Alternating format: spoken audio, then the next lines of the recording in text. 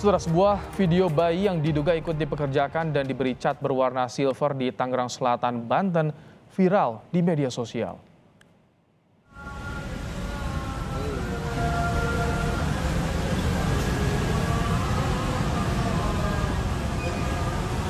Bayi yang diduga masih berusia 10 bulan ini diketahui bersama seorang perempuan di sekitar SPBU di kawasan Pamulang. Kami harus menyamarkan wajah bayi dalam video ini karena masih di bawah umur, saudara. Bayi dalam video viral ini diperkirakan berusia 10 bulan, diduga ikut diajak mengamen.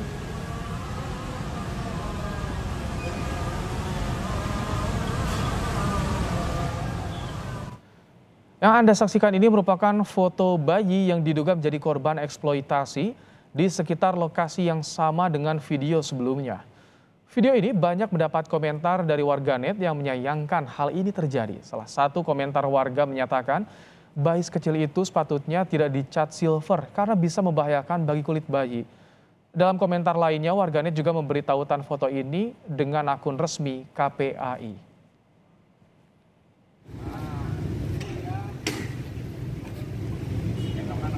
Warga yang prihatin dengan kondisi bayi dicat silver sempat menegur ibu pembawa bayi ini. Namun si ibu marah tak terima ditegur warga. Diketahui ibu pembawa bayi yang dicat silver itu bukan ibu kandung dan menjadikan bayi ini sebagai alat untuk meminta belas kasihan warga.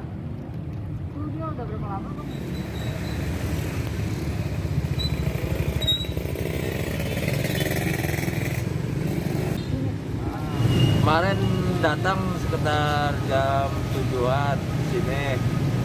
Bawa bayi saya kira apa ya kan, gendong-gendong anak. Saya samperin, dia bawa bayi. Yang saya lihat bayinya juga dicet sih. Makanya saya tegur. Udah saya tegur, dia malah marah. Ya udah, saya bilang begitu. Udah dicet. Oh, udah dicet. Lama bang di sini dia bang? Ya, lumayan lah, ada jaman lah. Komisi Perlindungan Anak Indonesia menyatakan keprihatinan atas video viral bayi dipekerjakan di Tangerang Selatan. Wakil Ketua KPAI Rita Pranawati menyatakan tindakan orang tua yang mempekerjakan anak-anak atau bayi tidak bisa dibenarkan. KPAI meminta ada upaya penyelesaian yang baik agar bayi ini tak dibawa ke jalanan atau dipekerjakan. Tentu ini menjadi keprihatinan kita bersama karena sejatinya pandemi COVID ini juga menyebabkan dampak yang luar biasa bagi seluruh keluarga, baik ekonomi, kemudian juga kesejahteraan. Sehingga apa yang dilakukan ibu ini memang secara real sebenarnya tidak bisa dibenarkan karena situasi anak kan sebenarnya anak ini harus dijaga, dilindungi, apalagi masih kecil. Dia butuh situasi yang nyaman, tidak dibawa ke jalanan begitu ya. Tetapi ibu ini mungkin ada situasi-situasi yang tidak mudah, sehingga kita berharap ada upaya penyelesaian yang baik, membantu ibu ini agar dapat terus mendampingi anaknya, kemudian juga secara kehidupan sehari-hari dapat didukung. Lebih lengkap soal bayi yang viral dijadikan manusia silver di Tangerang Selatan, kita akan tanyakan langsung pada Komisioner KPAI Susiana Fandi. Assalamualaikum, selamat sore Bu Susi. Waalaikumsalam, selamat sore Mas. Baik, Bu Susi, apakah sudah masuk laporan bayi yang dipekerjakan di Tangerang Selatan ini ke KPAI, Bu? Iya, tadi kami menerima, tadi siang ya, menerima pengaduan online terkait bayi yang di silver gitu ya, yang dicat silver dan diajak mengemis oleh dua perempuan muda, ibu-ibu, yang justru bukan dari ibunya sebenarnya, tapi tetangganya. Nah, kami menerima, terus satu, yang kedua, kami menemukan fakta sosial di sini bahwa pertama terjadi perlakuan salah kepada anak, yang kedua eksploitasi ekonomi anak yang dilakukan oleh tetangganya tadi. Dan kemudian karena kasus ini sudah ditangani oleh Satpol PP, maka besok kami akan koordinasi dengan Satpol PP dan Dinas Sosial terkait langkah-langkah selanjutnya dalam penanganan kasus ini.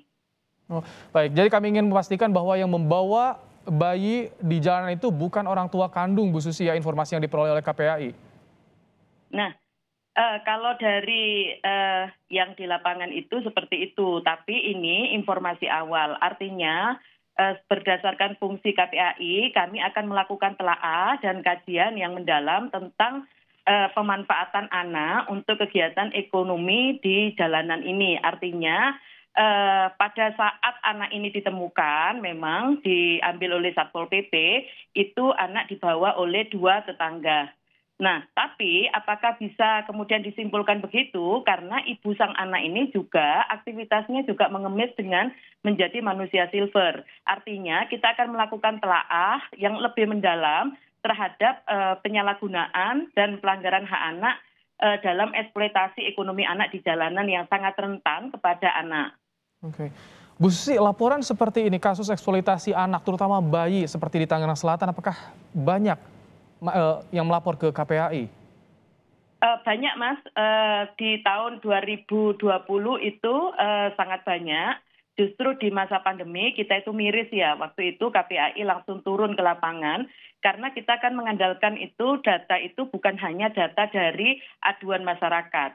Karena kalau data dari aduan masyarakat yang minim itu KPAI tidak akan mendapatkan data yang komprehensif. Makanya KPAI melakukan pengawasan, ada 3 kali pengawasan ketika itu, dan di tahun 2021 juga KPAI melakukan pengawasan hal yang sama. Nah, fenomena yang terjadi di masa pandemi ini justru anak-anak yang harusnya banyak melakukan aktivitas di rumah karena bahaya COVID-19, tapi kemudian mereka itu ada di jalanan, tapi bukan di jalan utama. Bu Susi, tahan dulu. Saya akan hadirkan kepada pemirsa Kompas TV visual bagaimana grafis hasil survei dari KPAI soal eksploitasi anak yang rentan di masa pandemi ini. Dia tampilannya di anak jalanan 15,8%. Artinya mereka lebih rentan dipekerjakan ya Bu ya, anak-anak di masa pandemi ini, Bu Susi. Apa yang menjadi alasannya sebetulnya, Bu?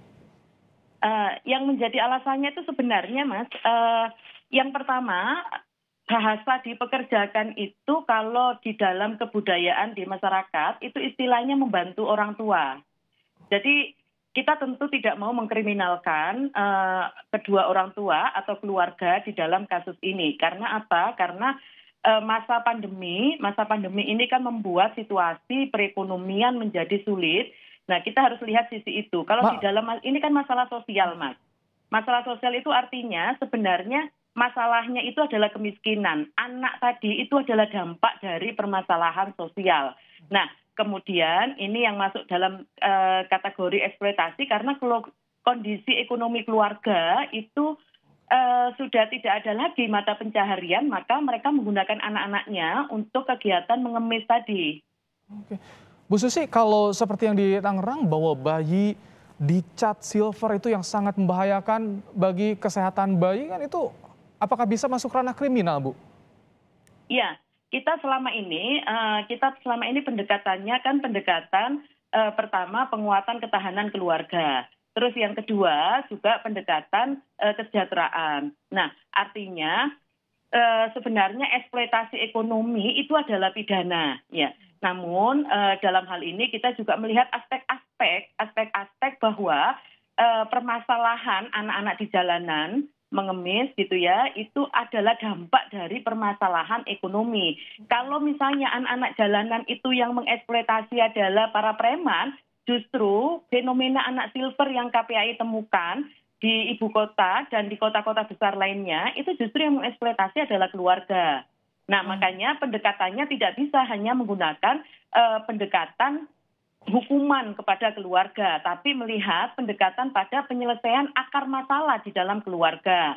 Nah, jadi pembinaan, kemudian sanksi yang diberikan kepada keluarga itu misalnya pembinaan di panti sosial.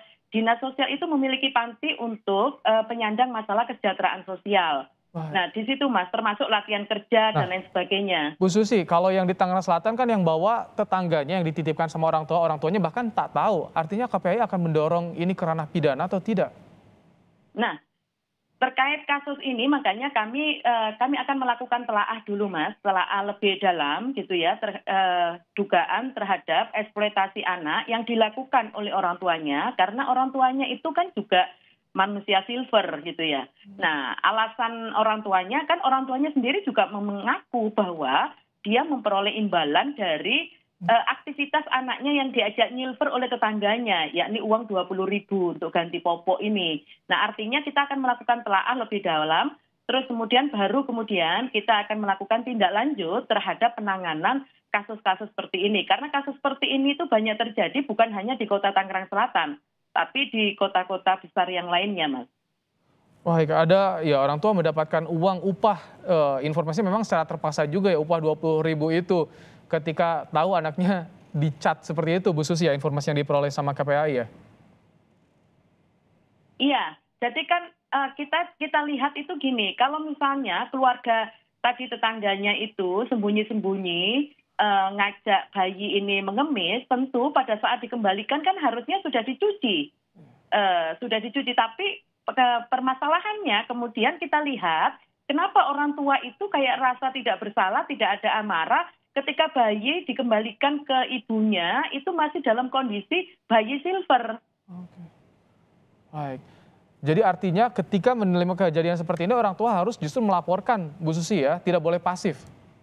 Iya, harusnya orang tua melaporkan. Kan ini dugaannya kita menggunakan praduga tak bersalah bahwa orang tua juga diduga memanfaatkan anak untuk kegiatan eksploitasi ekonomi di jalanan. Baik, Bu Susi, banyak temuan hal seperti ini, tidak hanya di Tangerang Selatan, tentu daerah-daerah lain juga banyak laporan masuk kepada KPAI. Ini seperti apa agar kejadian sebenarnya tidak terulang, tidak semakin menjamur? Apa yang harus dibenahi, regulasinya atau implementasi di lapangan dari pemerintah daerahnya, Bu Susi?